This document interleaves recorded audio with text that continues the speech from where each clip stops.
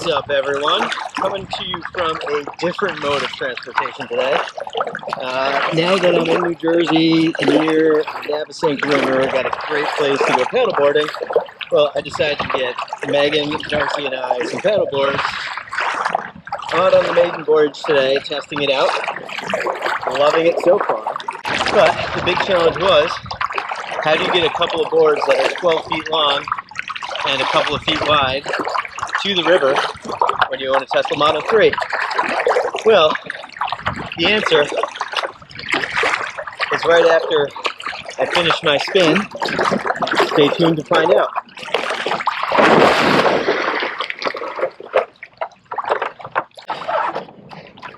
And hopefully that one keeps you around for the whole video and it gets you hitting the like and the subscribe buttons.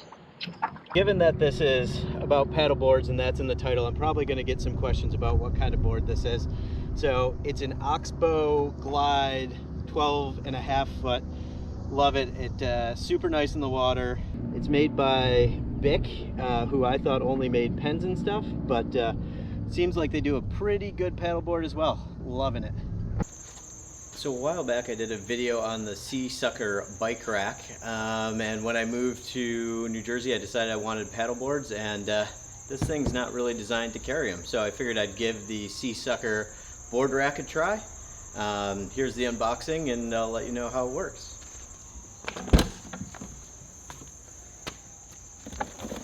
So it comes pretty well flat packed. Open it up here.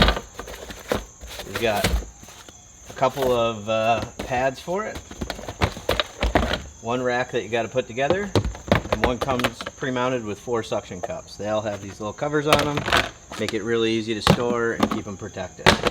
These other two, looks like I've got to put on there.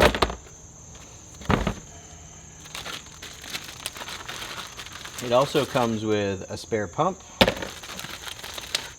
couple of straps for tie downs, and I'm guessing the hardware and the wrench to put it all together. So it's super easy to put together. There's 2 alignment pins on there. Line it up, drop one of these screws in, and off you go.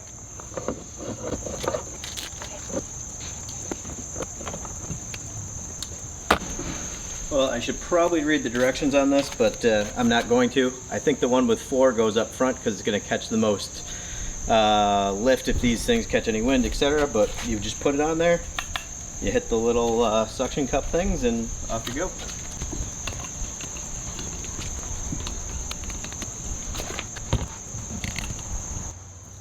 So the roof of the car does have a little bit of curve on the glass, so you just push down, hold it a little bit, and you tap these pumps until the orange disappears. When the orange is gone, that's how you know it's fully vacuumed. And for reference, they're on there really good.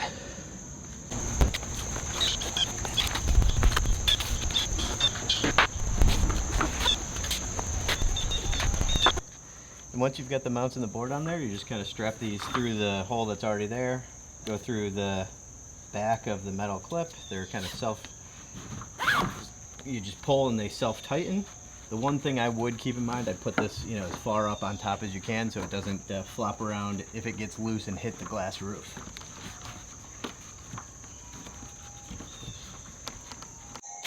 Well, that's pretty much it. The Seasucker Board Rack works so far pretty great. We're going to go drive with it, make sure all is well, but I can't imagine it's going anywhere. Super easy. You can pop it off, throw it in your car while you're out boarding.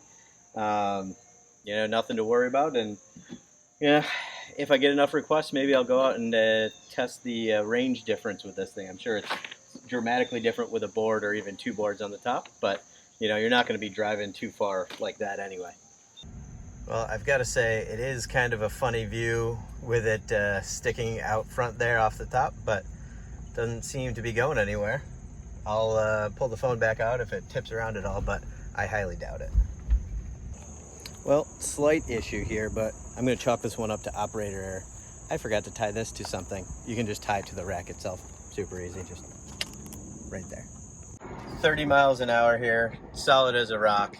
I'm not sure I'd want to go 60 or 70 with this thing up there, but for this speed, works just fine. Well, it was a successful maiden voyage. Seasucker racks work as advertised. There's absolutely no reason why you can't move paddleboards or surfboards or any kind of boards on your Tesla Model 3.